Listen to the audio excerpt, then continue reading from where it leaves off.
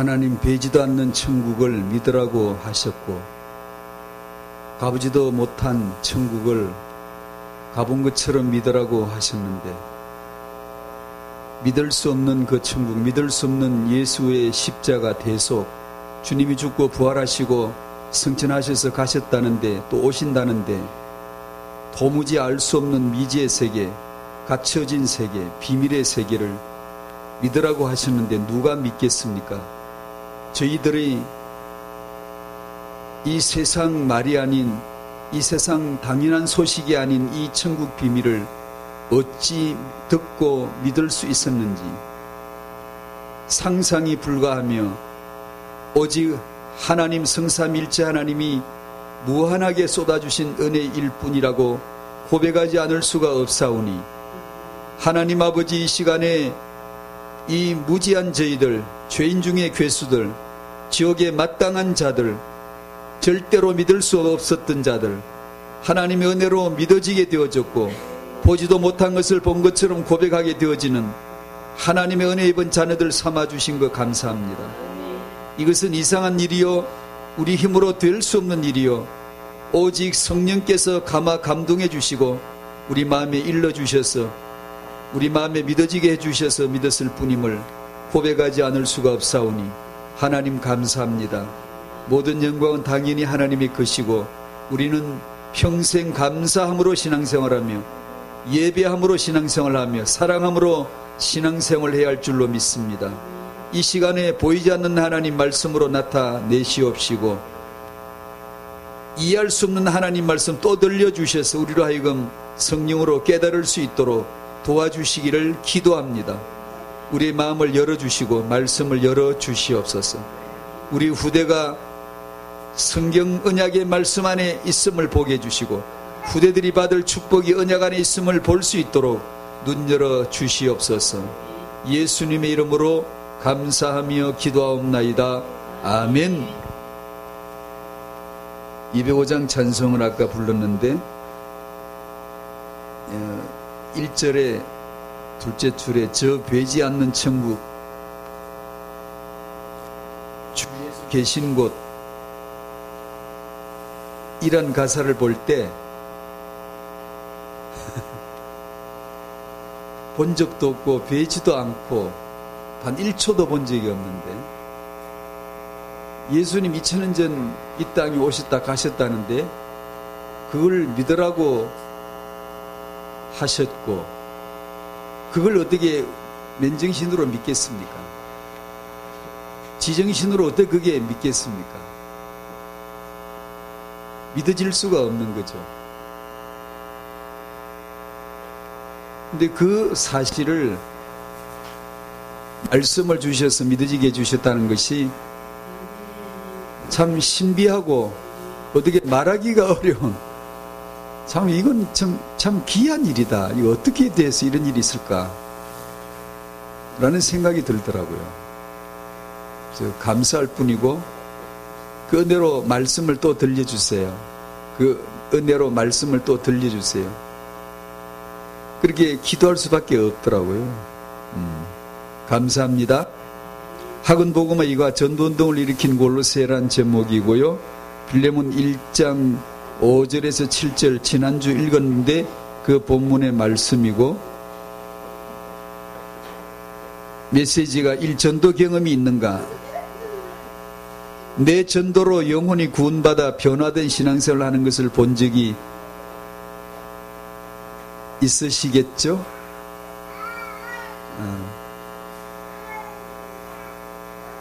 나의 전도로 말미암아 어떤 사람이 예수를 영접하고 그 삶이 변화된 모습을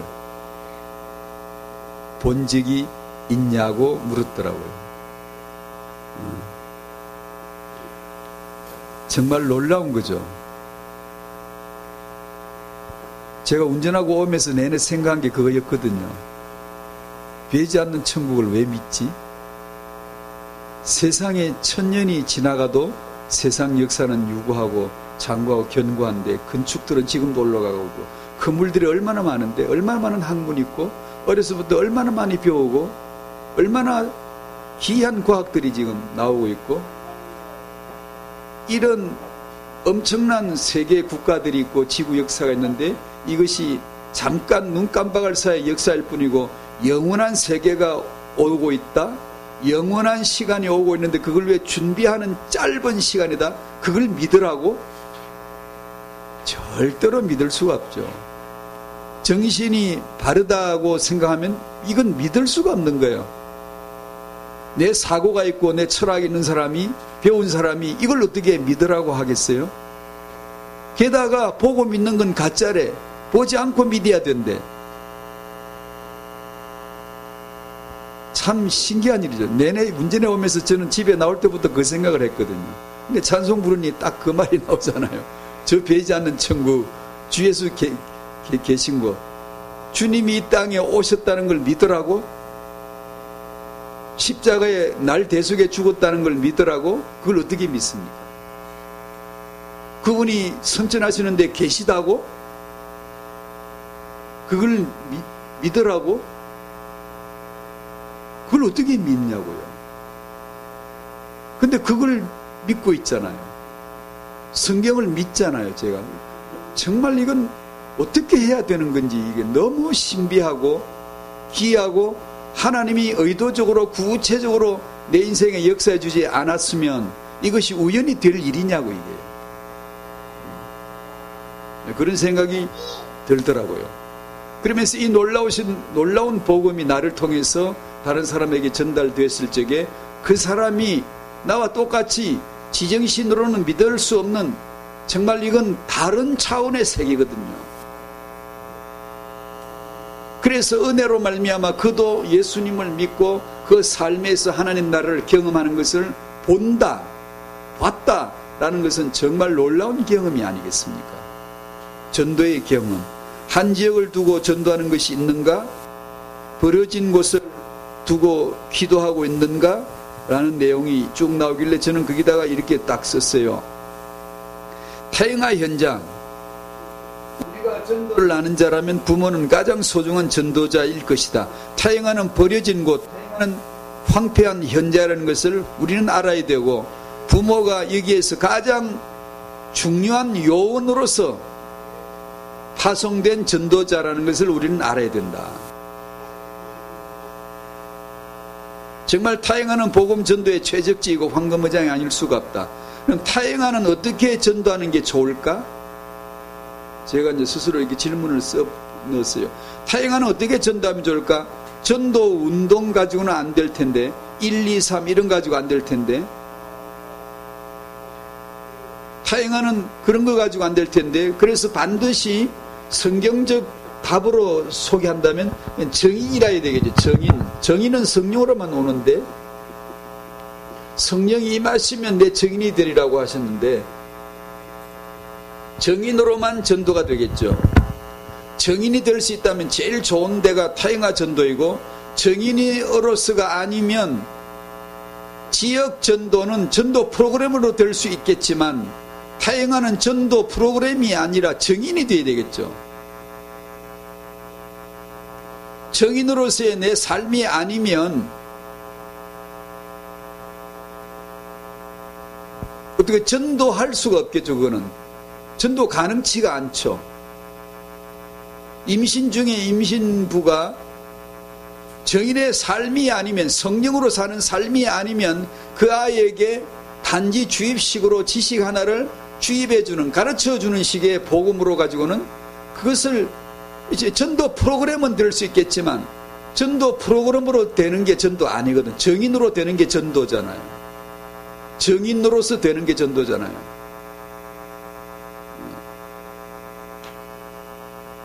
그래서 그런 생각을 하고 적어봤습니다. 타행하 현장은 정인으로만 된다. 정말 순수한 전도 현장이 타행하가 아니겠는가 라는 생각을 해봤습니다. 성경적 타행하 축복 그 첫 번째로 시작을 해보는데 사이비 타행하의 축복이 속지 말자부터 시작을 했습니다. 왜냐하면 누구나 속을 테니까 반드시 속을 테니까 열 중에 하나만 속으면 성경 말씀에 보편성이 없는데 우리는 반드시 다 쏟고 있을 테니까, 속을 게 뻔하니까 이 제목부터 해봤습니다.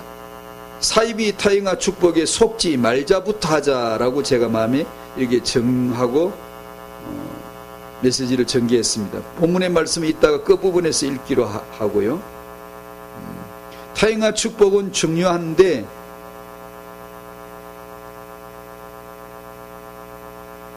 하나님의 언약 운동이 틀림없는데 그 말은 필시 마귀가 가라지 씨를 뿌릴 것이고 사이비 타잉아 축복을 역사할 것이 명백하다는 단정이기도 하죠. 그래서 이 내용을 다뤄보고자 합니다. 사이비란 말 뜻은 겉은 같은데 뒤를 보니까 다르더라. 앞면을 보니까 같을 사이인데 뒤를 가서 보니까 아닐비, 다르다, 아니다, 틀렸다. 앞은 보면 긍정인데 축복입니다, 역사입니다, 응답입니다 하는데 뒤를 속을 들여다보니까 그건 아닐비자, 틀린 거였다 라는 뜻의 단어라는 걸 아시죠? 그래서 먼저 타행하는 성경의 시역사, 하나님의 시역사이다. 그리고 두 번째로 우리가 먼저 알아야 될 것은 타행하 사역, 렘넌트 사역의 사이비 축복을 먼저 경계하는 것부터 알자라고 두 가지만 이렇게 정리를 했습니다. 성경에서 씨란 언약을 말하죠. 씨라고 나오면 언약, 그걸 그리스도로 표현하는데 성경에서 예를 들어 아담 하와에게 창세기 3장 15절에 여자의 후손이라고 하면 이것이 씨이고 이것이 그리스도의 역사이고 이것이 언약이구나를 우리는 금방 이제 알 수가 있죠. 하나님의 문체를 통해, 하나님의 문장을 통해 하나님이 지금 이것을 말씀하시는 것이구나를 이제 우리는 이제 알았죠. 우리는 하늘 문장을, 성경을 이제 받았으니까. 세상에서는 이걸 모르죠. 비밀이니까 알 수가 없지만 저는 이제 은혜로 이걸 알았습니다. 창세기 4장에 보면 가인이 아벨을 죽이는데 하나님이 어떤 일을 하셨죠? 하나님은 그런 일을 하시는 분입니다. 무슨 일을 하셨죠? 가인이 죽인 아벨 대신에 다른 씨를 주셨다. 다른 씨. 그게 뭐죠? 언약입니다. 그게 뭐죠? 그리스도를 나타내는 하나님의 문체입니다.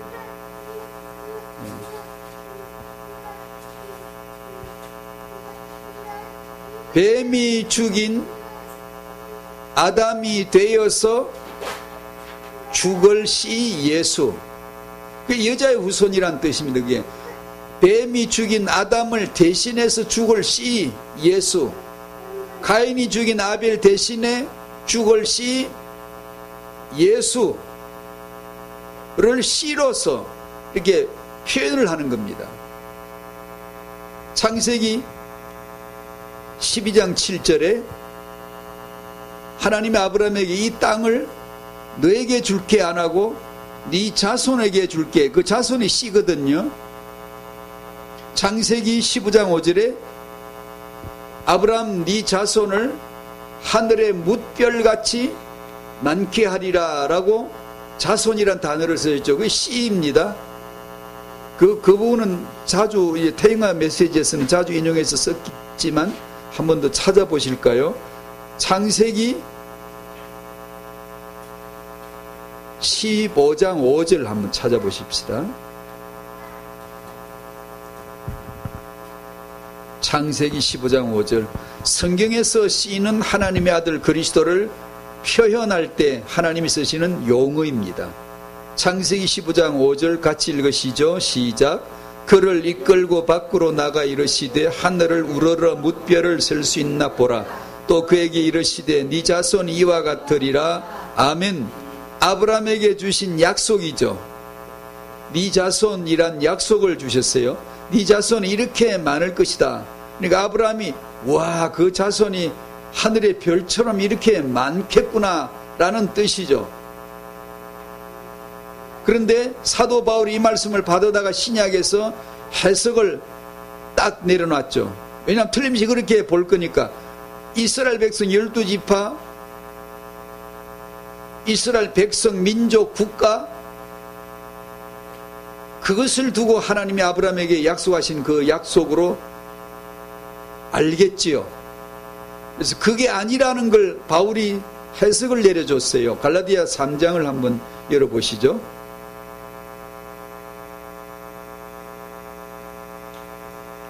제가 간혹 그런 표현을 씁니다만, 하나님의 가슴을 제가 어떻게 알겠습니까만, 제가 저같이 작은 사람이 엿보았어도 가슴에 가득 찬 하나님의 목까지 가득 차서 건드리면 푹 튀어나올 수 있는 것이 뭐냐면 그리스도입니다.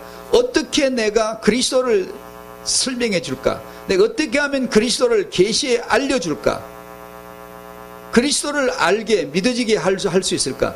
천지 만물을 통해, 사건을 통하여 그리스도 하나를 어떻게 내가 설명해 줄까? 이 마음으로 가득 차 있다는 것을 볼 수가 있어요. 성경을 통해서. 갈라디아 3장 16절 같이 읽어요. 이 약속들은 아브라함과 그 자손에게 말씀하신 것인데 여럿을 가리켜 그 자손들이라 하지 아니하시고 오직 한 사람을 가리켜 네 자손이라 하셨으니 곧 그리스도라. 유대인들이 이걸 읽었어야 돼요. 유대인들이 그래서 신약을 읽지 못하는 것이, 그들은 반을 믿다가 반을 잃어버린 게 아니고 하나도 믿은 것이 없는 자가 되는 거예요. 구약은 안 믿었어도 신약을 믿으면 구원받지만, 구약을 믿고 신약을 안 믿으면 구원받을 길이 없어요. 구약을 여호와를 믿었단 말은 신약이 예수를 믿었다는 뜻에서 여호와를 믿은 거예요. 아브라함이 믿음의 의를 여겼다. 아브라함은 신약에 오실 메시아 예수 그리스도를 믿었다는 뜻에서 믿음이에요. 그렇지 아니하고 구약을 아무리 믿는 유대교인이 돼봤자 그들은 구원하고는 아무 상관이 없어요. 사도 바울이 성령의 감동으로 구약을 신약에서 딱 풀어주지 않습니까? 이렇게 안 풀어줬으면 맨날 구약 얘기로 할 거 아니에요? 유대인이 하듯이 우리도 그럴 거 아니에요? 지금도 그래 하는데요. 신약의 교회라고 하지만 구약을 구약식으로만 풀고 있는데요. 지금도요. 하나님은 아브라함에게 예수 얘기했지 민족 얘기한 게 아니단 말이에요. 그걸 사도 바울이 성령으로 딱 집어서 해석을 해주지 않습니까? 이래도 유대인들은 신약을 안 믿잖아요. 성경에서 시인은 항상 하나님의 아들 그리스도를 언약으로 묻어두실 때 구약에서 숨겨두시고 신약에서 드러내 주셨고 우리 안에 성령으로 증거를 주셨죠. 보이지 않는 예수, 보이지 않는 천국, 증거를 주셔서 그것을 보지 않고도 믿는, 지금도 이제도 너희가 보지 못하나 믿고 말할 수 없는 영광스러운 즐거움으로 즐거워하니 네가 믿음의 결국 곧 영혼의 구원을 받았기 때문이다. 제가 만약에 그 은혜를 입지 않았으면 제가 어떻게 예수를 믿겠습니까? 성경 이걸 왜 믿고 있겠어요? 믿을 리가 절대 없잖아요. 이게 허황된 걸 믿고 살라고요. 이 땅에서 볼 때 이 땅에 책이 없나요? 읽을 책이 없나요? 탄탄한 논리가 없나요? 이 세상에 짐이 붙일 일들이 그리 없나요? 얼마든지 많잖아요. 정말 은혜 주신 하나님 감사할 뿐이죠.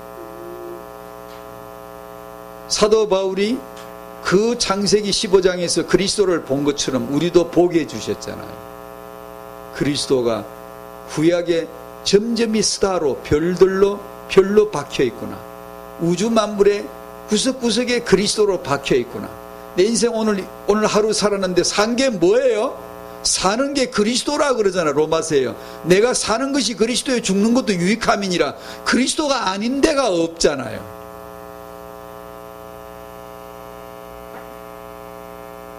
이래야 성경적 타협과 축복을 놓치지 않지. 안 그러면 우리는 전부 다 사이비가 되어가지고, 사이비는 쟤들 사이비 천만에요.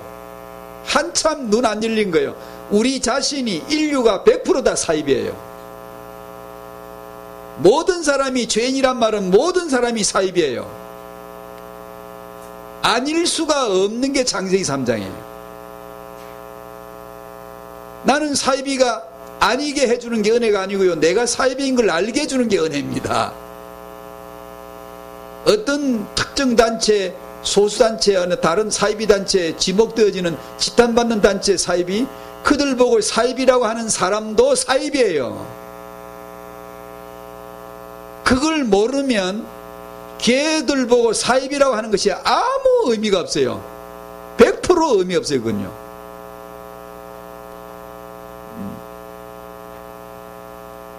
다 그리스도고요. 다 사이비예요. 모든 것은 그리스도 밖에 없고요.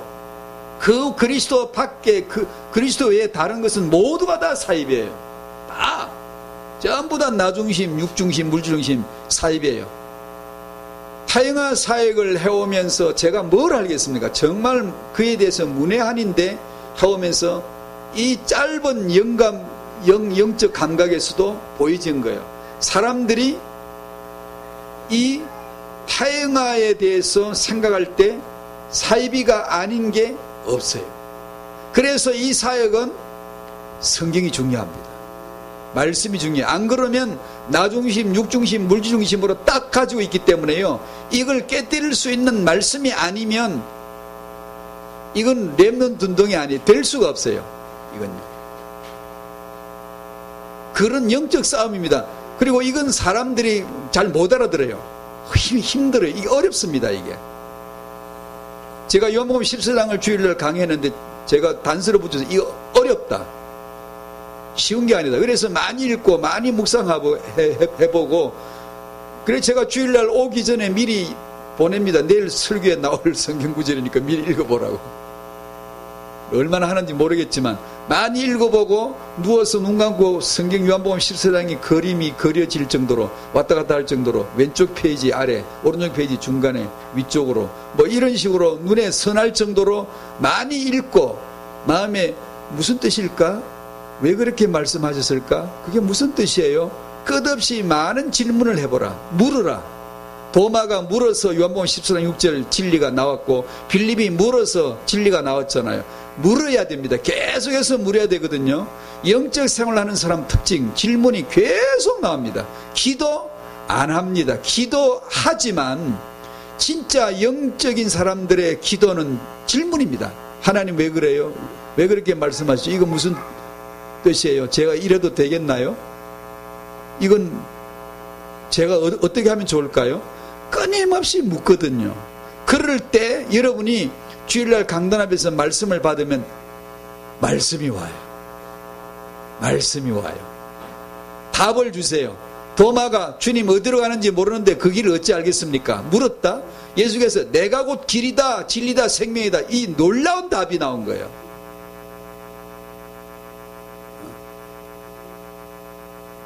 빌립이 아버지를 보여주세요 하니까 나를 본 자는 아버지를 봤다. 나는 아버지다. 놀라운 답이 나왔어요. 놀라운 게. 똑같아요. 우리도 끊임없이 물어야 돼요. 끊임없이. 질문이 늘 있어야 돼요.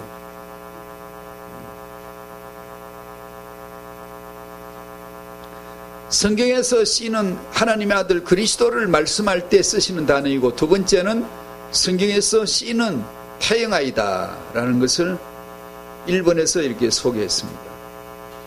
시편 127편 3절을 잘 아실 겁니다. 자식들은 여호와의 기업이요 태의 열매는 그의 상급이로다. 태 안의 열매, 태 안에 열린 열매, 태 안에 달려있는 열매, 태 안의 열매가 참 열매라는 걸 아셔야 되거든요. 우리는 나무 열매, 무슨 포도나무 열매 이런 것만 생각했지, 열매가 태의 열매, 태 안에 열려있는 그 열매에 대해서 생각해 보지 않으면 안 되거든요. 예. 3번 태영아들의 그 원형은, 태영아가 씨가 되고 태영아가 시작이 되고 태영아가 이 땅 역사의 근원이 되는데, 그러다 보면 태영아가 진짜 시작이구나, 근원이구나 할까 싶어서 제가 붙였습니다. 태영아가 시작이지만 시작이 아니고 태영아 시작에 그 시작이 있다. 그것이 1번에 나왔지만 원형이 그리스도다. 즉 이 말은 창세전이란 뜻인데 이거 다 어려운 말이에요. 어렵다는 표현은 그냥 어렵다는 게 아니라 우리는 세상 용어에 익숙해지기 때문에 어렵다는 뜻이고, 신앙생활을 해나가면 말씀을 이렇게, 이런 것은 말씀을 제 경험도 그렇고 선배들의 경험도 그렇고 한 번에 열려주지 않습니다. 말씀을 많이 듣고 많은 책을 읽고 묵상하고 계속 질문을 던졌고, 요런 가운데서 말씀을 들을 때 어떤 훌륭한 분의 책을 읽을 때 하나씩, 벽돌 하나 쌓듯이 하나씩 주세요. 그러다가 서서히 삼일체가 믿어지고 그 눈이 열려지게 되어지고, 창세전, 이건 완전 주권 용어인데, 하나님이, 여러분이 성경 읽다가 베드로전서 1장 20절에 그는 그리스도죠. 그는 누구시냐? 그는 창세전에 이미 알린 바 되시니다. 창세전에 이미 정해놓은 그분이다. 이미 창세전에 모든 것이 시작되고 완성된 그분이다. 그래서 창세전이란 단어가 나오면 그렇게 잊지 말고 이해를 하셔야 됩니다. 그걸 토대로 하고 봐야 돼요. 예를 들면 그리스도의 잉태, 이미 창세전에 있었던 일. 우리말로 이해가 안 되죠. 그걸 듣다가 이해가 되어야 돼요. 그럴 수밖에. 그렇구나. 당연히 주권 속에서 그럴 수밖에 없었구나가 이렇게 인정이 되어져 올 겁니다. 자꾸 듣다 보면요. 이해가 되어지거든요. 창세전에 이미 그리스도의 잉태가 있었고, 창세전에 이미 그리스도의 출생이 있었고, 창세전에 이미 십자가에 죽은 어린 양입니다. 계시록 13장 8절 같은데, 말씀에, 우리말 번역은 약간 좀 희미하지만 원래 뜻은 그는 이 땅의 기초가 놓여지기 전에 이미 죽임을 당한 어린 양이시라고 성경이 기록 있거든요.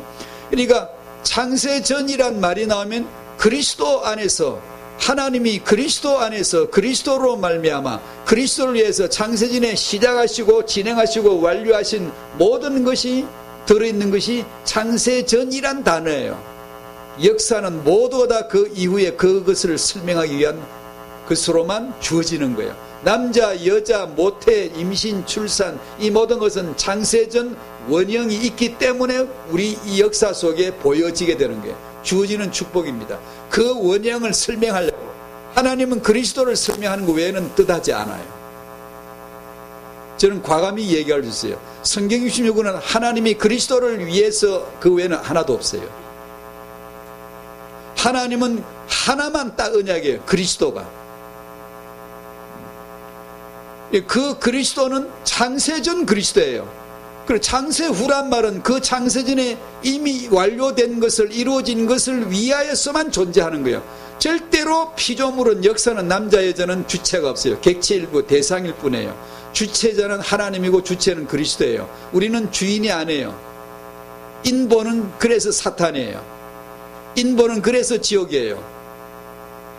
인본이란 말이 지옥, 사탄이라니까 굉장히 흉한 줄 압니까? 인본은 세상에서 절대 옳은 것이 인본이에요. 인본, 인권, 사람, 인내천, 이것은 세상 종교나 학문에서 절대 자리에 있는 겁니다. 그런데 성경은 그 인본이, 그 르네상스가, 그 계몽주의, 모든 것은 인간 중심인데 그 인본이 사탄이고 지옥이고 멸망이다라고 하는, 그것을 믿고 사는 게 기독교인인데 이걸 믿고 사는 기독교인들이 얼마나 될까요?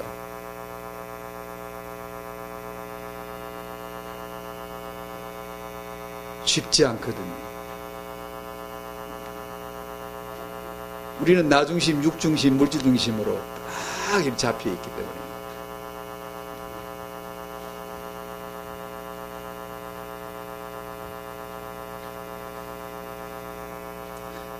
타행화식으로 표현하자면 타행화를 위해서 그리스도가 존재하는 게 아니라 그리스도 때문에 타행화가 존재한다는 것을 말씀을 통하여 알아듣는 순간 부모에게 타행화 언약이 딱 주어지는 거예요.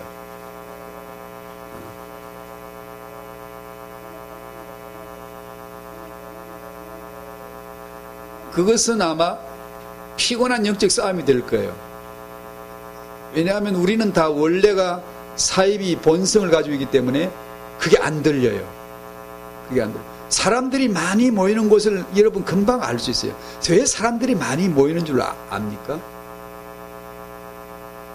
이 교회 말고 일반 세상 강연 내도요, 유명한 강사가 강연을 하면요, 청년들이 꽉꽉 모입니다. 꽉꽉 차거든요. 교회 안에 청년들이 없어도 거기는 청년들이 꽉꽉 있어요. 그리고 종교라도 사람들이 많이 모이는데 왜 모일까요?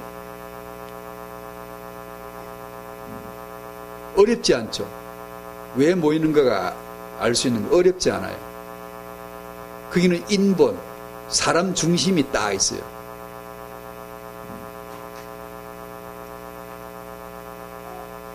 그러나 성경 말씀에서 복음을 전하고 말씀을 바르게 전한다면 세상에서 절대적 자리에 있는 것을 걸레처럼 취급해야 되는데 쉽냐고요.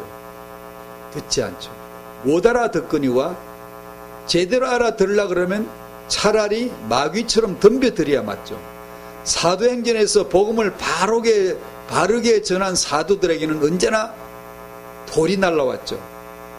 웨슬레도 그 말을 한 적이 있다는 걸 제가 책을 읽어봤는데요. 제자들이 돌아와서 전도복을 하니까 칼 들고 덤비더냐?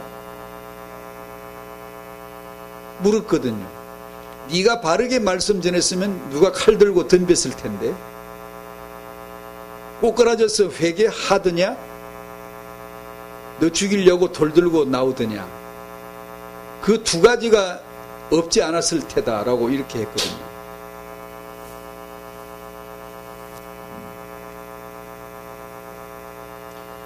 자, 큰 입은 타행하는 사이비 타행하 축복을 경계해야 된다. 타행하는 마귀의 사이비 역사가 있을 수밖에 없으니까. 시편 58편 3절에 악인은 모태에서부터, 즉 악인을 모태에서부터 길러내고 싶은 게 마귀겠죠. 예레미야 애가 말씀 간혹 우리 학원 복음에서 자주 나오는데 자녀를 굶겨 죽이는 부모가 되는 그 배후가 마귀 역사죠.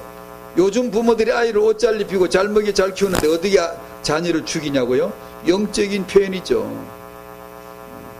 계시록 12장 4절 타행하에서 자주 인용하는 구절, 해선하는 여자 앞에서 아이를 삼키려고 죽이려고 대기하고 있는 게 용입니다. 대부분 용을 잘못 알고 있죠. 다르게 알고 있죠. 종교는 아예 용을 신봉하고 있고 신앙하고 있고, 우리가 알고 있는 용도 되게 그 속성에 대해서 아주 중요하게 깨달아야 되는 게, 용은 타행하를 죽이려 드는 자예요. 죽이려면 그때 죽이는 게 낫겠지 않습니까? 죽이려면 인간에게 잘못된 사상으로 불신으로 죽이고 싶으면 그때 역사하는 게 마귀 쪽에서도 전략이지 않겠습니까? 당연하잖아요. 그러니까 타행하에는 사이비 마귀 역사가 있을 수밖에 없다고 단언할 수 있는 거예요.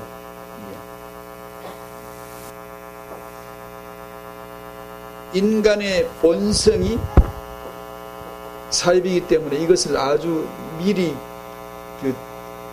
경계선을 쳐놔야 됩니다. 창세기 3장은 하나님을 떠났죠. 왜 떠났죠? 자기가 하나님 하려고 떠난 거잖아요. 자신이 하나님 노릇하며 잘 살겠다고 한 자가 그게 인간이라 그러고, 그걸 확대하면 인류이고, 그게 축사하면 나라고 합니다. 그걸 나라고 할 적에 나는 뿌리가 창세기 3장에서 딱 나오거든요. 창세기 3장은 정신이 그 멘탈이 본성이 뭐냐면 하나님을 떠나고 내가 하나님 되어 잘 살아볼 거야 이거든요. 그걸 위해서 르네상스와 계몽주의 학문과 세상 발달은 거침없이 이루어지고 있고요. 세상에서 좀 지지도가 높으려면 인권을 들고 나오면 딱 맞습니다. 딱 맞습니다. 동학에서 인내천, 이는 곧 하늘이다. 곧 하나님이란 뜻인데, 그게 이 세상에서는 그런 불교나 유해지는 딱 먹히게 돼 있어요. 마귀가 그걸 알고 계속 그걸 쓰는 거죠. 모든 종교의 뉴에이지의 근본은 그거거든요. 사람이 딱 그 근본이에요. 인본이에요. 성경은 본이 예수다, 그리스도다. 그 본이, 바탕이, 근본이 하나님이다. 창세 전이다. 역사 아니야. 우리가 보이는 게 이게 근본이 아니라 보이지 않는 세계 하늘이 있고 창세전이 근본이다라는 거예요. 그러니까 그 보지 못한 창세는 어떻게 믿지? 보지 못하고 믿는 자 복이 있다라고 하신 거예요. 성령은 뭐죠? 안 본 것을 믿을 수 있도록 감동 주시는 분이에요. 그렇게 어렵게 하지 말고 보여주면 좋잖아요. 천국 5초, 지옥 5초. 안 보여주세요. 보지 못하고 믿으라는 거예요.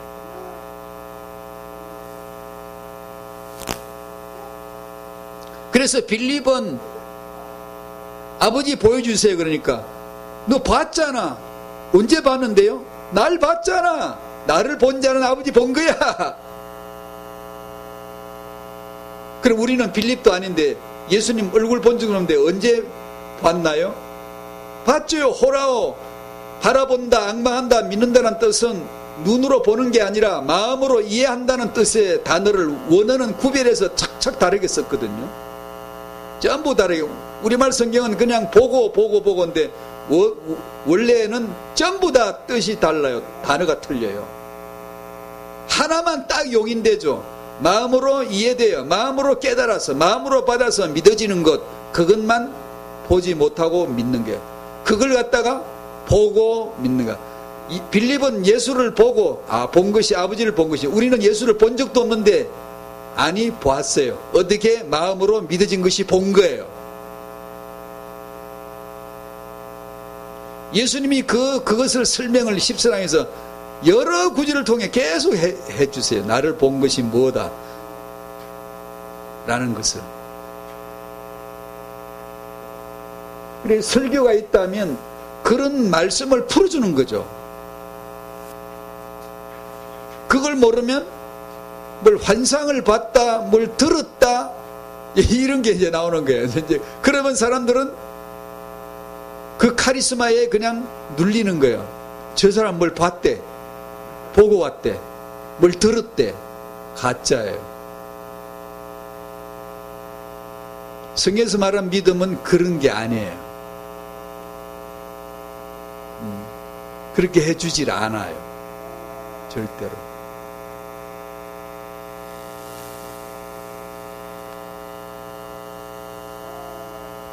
창세기 3장에서 하나님 없이 자신을 하나님 노릇하며 잘 살겠다고 떠난 자가 인간이고 곧 나인데, 그러므로 세상 자체가, 세상 시스템 자체가 사입이에요.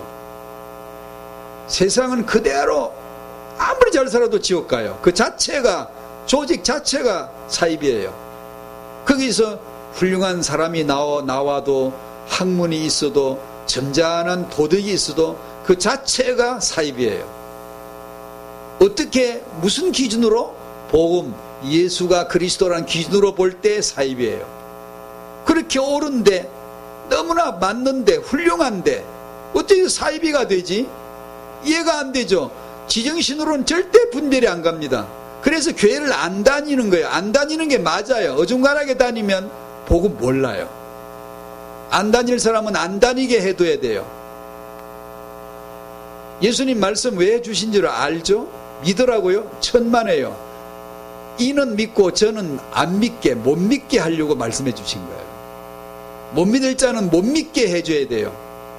그건 복음이에요. 복음을 전하면 못 믿을 사람은 절대 못 믿어요. 안 믿어요. 근데 택한 자, 성령이 택한 자, 인도하는 자는 그 지정신으로는 이해가 안 되는데 그걸 믿기 시작하는 거예요. 그게 택한 자예요. 창세전에 그리스도 안에서 나를 택하사가 되는 거예요. 그 역사가 아니면 이 자리에 못 앉아있다니까. 이게 그러니까 내가 예수를 믿는다, 저 배지 않는 천국, 주 예수 계신 거, 정말 이 노래 부른다는 사실은요, 세상에 보면 미쳤고 지정신이 아니고요, 우리는 온전하게 은혜 아래 있는 거예요. 이게 정말 살뜰리게 이 기적이에요. 기적. 10,000번 기적보다 더 큰 거예요. 이게 평생 감사해야 돼. 한 번도 불평하면 안 돼. 우리는 한 번이라도 불평하면 안 돼. 무조건 감사해야 돼.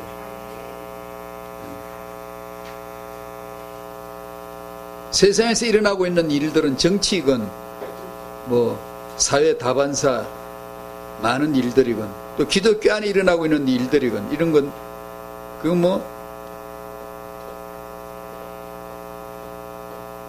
아무리 인권적이고 지지도가 높고 아주 훌륭하게 보이는 것들이라고 할지라도 그게 사이비에 불과하다는 것이 얼마 후에 다 드러나거든요. 얼마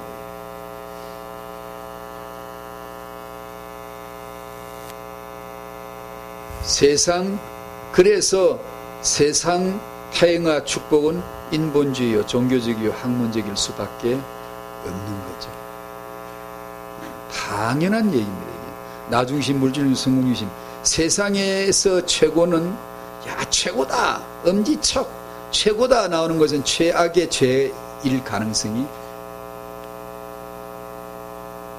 짙은 거죠.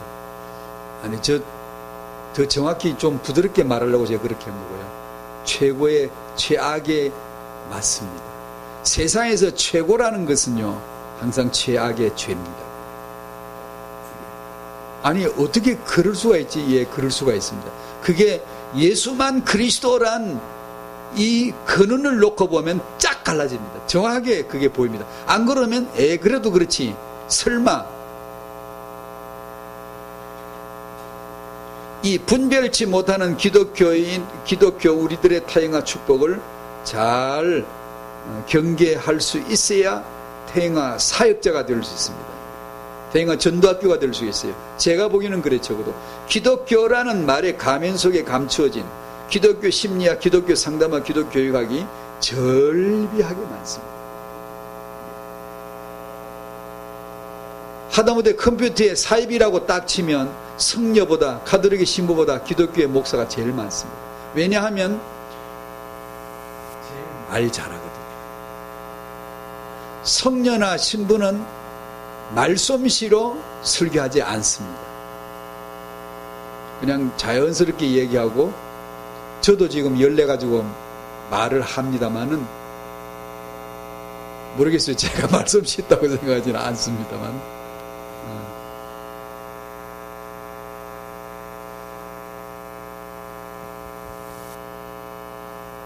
좀 극단적인 경우이지만 이단이나 사회 설교 한번 들어보십시오.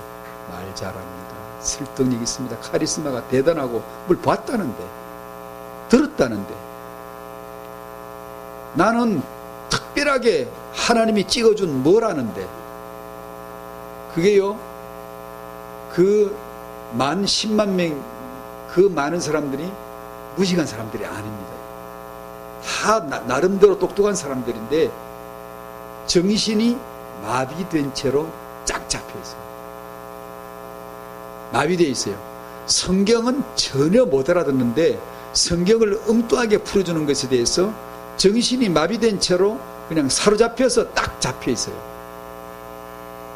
세상에서 큰 지도자는 큰 인본주의가 맞습니다. 그래서 오늘 메시지의 이 시리즈의 결론은 그 중에 하나인데, 여러분의 후대를 큰 인물로 만들겠다는 생각을 버리셔야 됩니다. 그건 완전 인본주의입니다. 세상에서 큰 인물은 큰 인본주의자일 가능성이 100%입니다. 세상에서 소문났다, 인정받았다, 심지어 기독교 지도자라 할지라도 조심해야 됩니다.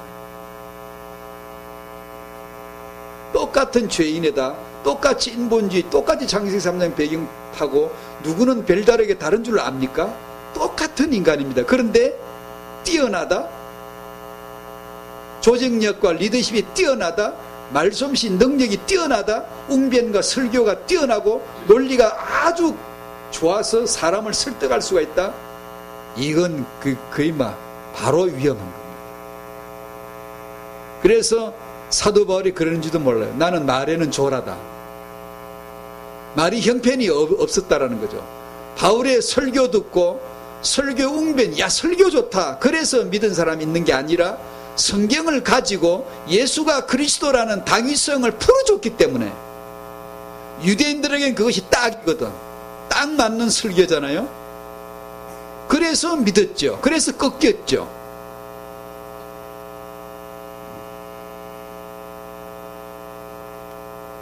그래서 저도 잘하지는 못하겠지, 잘할 가능성이 없지만 그래도 못해도 그렇게 하려고 그러는데, 뭘 성경을 읽고 성경을 풀어주려고 그래요.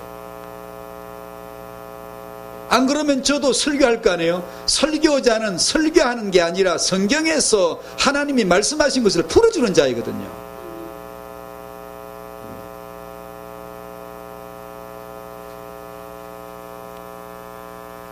기독교 상담학의 두 거목 얘기를 그냥 짧게만 하면, 게리 콜린스가 있고 제이 아담스가 있는데, 게리 콜린스는 모든 진리는 하나님의 진리다 라고 주장한 사람이고, 제이 아담스는 오직 하나님 말씀만이 진리다라고. 말이 비슷한 것 같은데 다릅니다.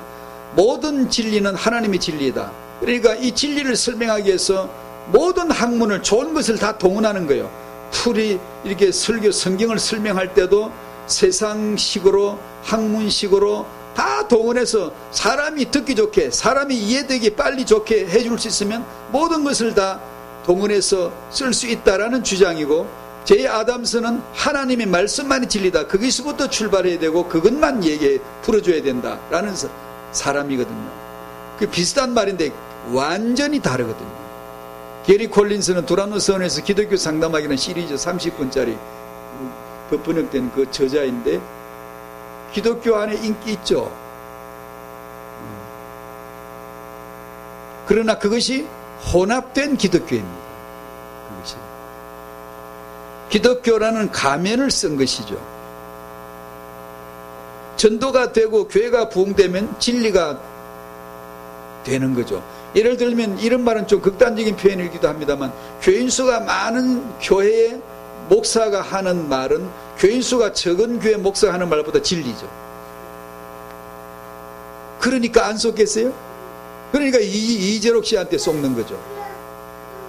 13만 명이나 모이는데 틀릴 리가 있어? 우리 교회 좋은 교회. 그리고 사회복지시설, 사회공헌을 얼마나 하는데 우리 교회 좋은 교회, 칭찬 듣는 교회.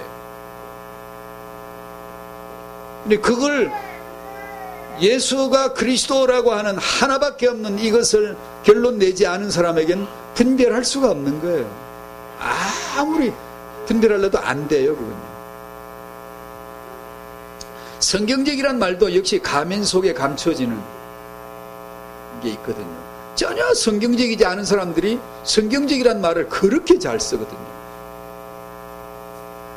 적어도 성경적이라고 말하려면 성경에서 오직 예수는 그리스도란 하나 언약이 나올 때 성경적이라고 해야 돼요. 그렇지 않고 성경적이란 말은 도용되는 거예요. 정말입니다. 성경적이지 않으면서 성경적이란 말을 유별나게 강조하는 예가 한두 개가 아니에요. 언약이란 말을 얼마나 잘 쓰는데요. 언약 없어요. 전혀 언약이 안 나와요. 그러니까 거기서는 뭐가 통하죠? 말이 통해요. 말 능력, 말솜씨, 속된 표현으로 말빨. 기도는 얼마나 세게 많이 했는지요. 말빨이 얼마나 센지 몰라요. 확신과 자신 있게 시원시원하게 막 쏟아는, 사람들로 하여금 그냥 다 믿어버리게 만들어요. 성경보다 말을 더 잘하는 사람들이 너무 많아요.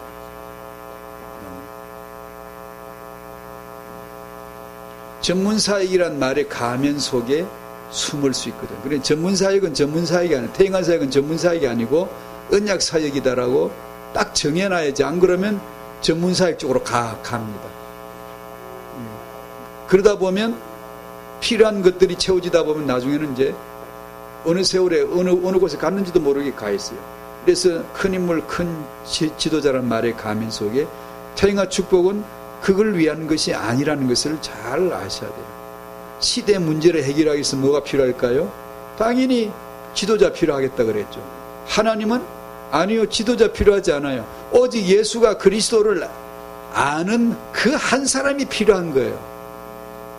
그 사람 하나를 만들어내세요. 태영아에서부터 그 사람 하나를 만들어내세요. 하나님 앞에 그것이 필요하다는 걸 태영아 부모들이 아셔야 되고, 그게 올인 집중해야 돼요. 정말로요. 시대의 필요는 그거거든요. 우리가 말할 때 이 시대의 필요가 뭐지? 어떤 사람이 필요할까? 이 시대의 문제를 난제를 해결하기 위해서 뭐가 필요할 거냐면 당연히 뛰어난 지도자죠.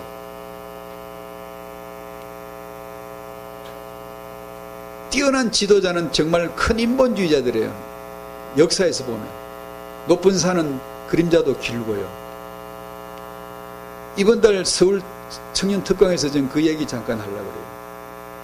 지난 10월 31일 루터 종교개혁 시작한 날, 11월 24일 찰스 다윈이 종교기원을 발표한 날 지나갔잖아요. 그래서 청년들에게 들려줘야 할 메시지, 루터가 누군지 다윈이 누군지 적어도 역사의식이 있어야 되고, 거기서 인본주의가 어떻게 세상에 왕노릇하고 있는지. 루터가 종교개혁을 하면 뭐합니까? 그 자체는 위대한 역사지만 복음이 있어졌습니까? 오직 예수 복음, 오직 루터가 말한 오직 성경. 지금 성경 어떻게 보는데? 읽기나 합니까? 오직 믿음, 오직 은혜, 오직 구원. 그거는 금세 없어져 버렸고, 루터에서 사회 종교개혁이지만 유럽에서는, 세계사에서는 종교개혁이 아니에요. 그건 사회개혁이지. 사회개혁에 발판을 딛고 독버섯처럼 온도 습도 맞춰서 큰 독버섯이 하나 있었지. 뭐죠? 그게 르네상스 계몽주의 찰스다윈의 진화론입니다. 복음은 온데간데가 없고요. 루터가 말한 개혁은 인본주의의 온상이 되어져 가지고, 인본주의 온상이 돼요. 인본주의가 얼마나 사회가 눈이 열렸지, 사람들이 글을 배우기 시작하지, 인본주의 계몽주의가 완전히 꽃을 피워서 그 진화론 딱 박아버린 거예요. 그래도 예수운동 안 할 겁니까? 이 시대의 사람들이 왜 오직 예수만이 그리스도란 복음에 올인되지 않으면, 자기도 모르게 인본주의자들이에요. 자기는 아닌 거, 쟤들이 인본주의 사입이 아니에요. 우리가 다 사입이에요.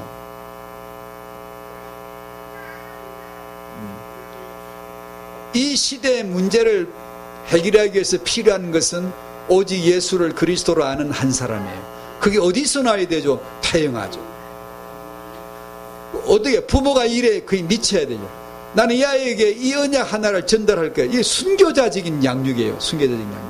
세상에 쓸모있는 자가 아니라 하나님 나라에 쓸모있고 세상에 진정한 순교자요, 세상에 진정한 필요한 자다라는 거죠. 세상 문화를 위해서 필요한 자가 아니고, 세상 리더가 아니고, 진정으로 예수 복음을 성경을 통해 풀이해서 증거해 줄 수 있는 사람 없거든요, 지금 이 시대에. 그러니까 그런 사람 나오게 해줘야 되는 거예요, 이게. 골로새 2장 말씀을, 오늘 본문을 읽고 마치도록 하겠습니다.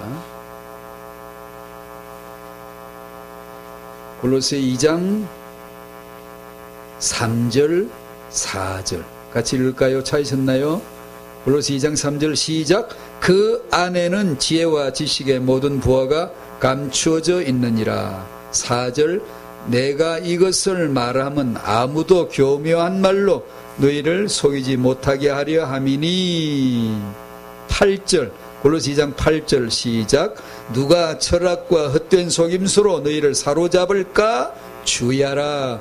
이것은 사람의 전통과 세상의 초등학문을 따름이요 그리스도를 따름이 아니니라. 아멘.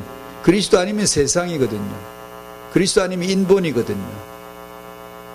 그 안에는, 그리스도 안에는 지혜와 지식의 모든 부하가 감추어지느니라. 왜요? 하나님이 그리 하신 거예요. 언제요? 창세전에요.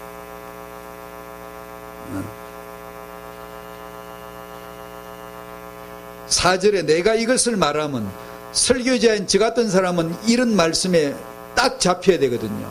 내가 무엇을 말하지? 바울은 무엇을 말했지? 성령은 무엇을 말씀하지? 아버지는 아들을 말하고, 아들은 아들을 말하고, 성령은 아들을 말하고, 사도 바울은 아들을 얘기했는데 나는 무엇을 말해야 되지? 내가 이것을 말한다. 그리스도죠. 왜 그래야 되죠? 왜 설교자는 이것을 말해야 되고, 왜 교인들은 이것을 들어야 되죠? 속이지 못하도록, 속지 않도록 하는 것은 이 길밖에 없거든요. 왜? 그 외에는 나머지 다 속아요. 안 속을 리가 없는 게 훤하게 보이셔야 돼요. 다 속아요. 이미 속은 거예요. 속고 있는 거예요. 왜요? 사이비가 나니까 이미 속고 있는 거예요.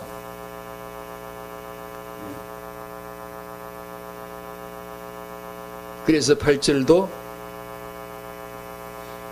사로잡히지 않도록 철학, 과학, 세상, 학문, 그런 헛된 속임수로, 이거 돈 들어가면서 배우는 건데, 우리 대부분이 여기에 사로잡혀 있는 거죠. 거기서 주의하도록, 일깨우도록, 거기서 영적 정신으로 돌아오도록 해주는 게 이 설교의 싸움인데, 말씀 증거의 싸움인데, 이게 쉽겠냐고요. 정말 기도의 용사들이 필요한 게 이거예요. 기도가. 왜냐하면 이건 안 깨어져요. 쉽지가 않아요.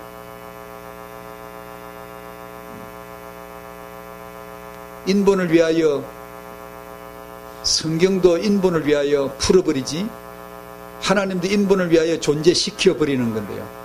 인본은 그렇게 무시무시한 존재예요. 눈도 깜짝하지 않고 66권을 인본으로 풀어버려요. 하나님도 인본으로 풀어버려요. 써버려요. 나를 위해서 존재시켜버려요. 그런 사람들에게 복음을 전한다는 것은요, 성령이 아니면 안 되는 거예요. 할 말도 없고. 잠언 4장 8절, 그를 높이라. 그래야면 그가 너를 높이 들리라. 그를 품으면 그가 너를 영어롭게 하리라. 잠언이니까 이런 것은 또 신약으로 풀어줘야 돼요. 그를 높이라. 어떻게 높이죠? 십자가에 높이 달린 그리스도를 아는 게 그를 높이는 거예요. 십자가의 복음으로 사는 게 그를 높이는 거예요. 그를 품으라. 그러면 어떻게 품죠? 십자가의 복음을 그와 함께 껴안고 함께 죽는 거예요. 그게 그를 품는 거예요. 그리스도를 품는 거예요.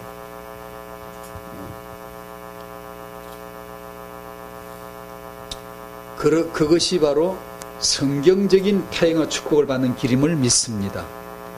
하나님 제발 저희들에게, 태영아 부모들에게 이 믿음을 주시기를 정말 소원합니다. 기도합니다. 하나님 감사합니다. 말씀 열어주시고 우리 마음 열어주시고 볼 수 없었던, 이해할 수 없었던 그 하늘, 그 비밀, 그 말씀이 우리에게 믿음이 되도록, 믿어지도록 역사하여 주시옵소서. 도와주시옵소서. 그래서 우리와 우리 후대들만큼은 오직 예수만이 그리스도란 복음으로 복을 받아 자라게 해주시고, 세상에 필요한 지도자가 아니라 하나님에게 필요한 믿음의 사람, 복음의 전도자, 언약의 사람, 말씀으로 세상 살려줄 사람 될 수 있도록 축복하여 주시옵소서. 예수님의 이름으로 기도하옵나이다. 아멘.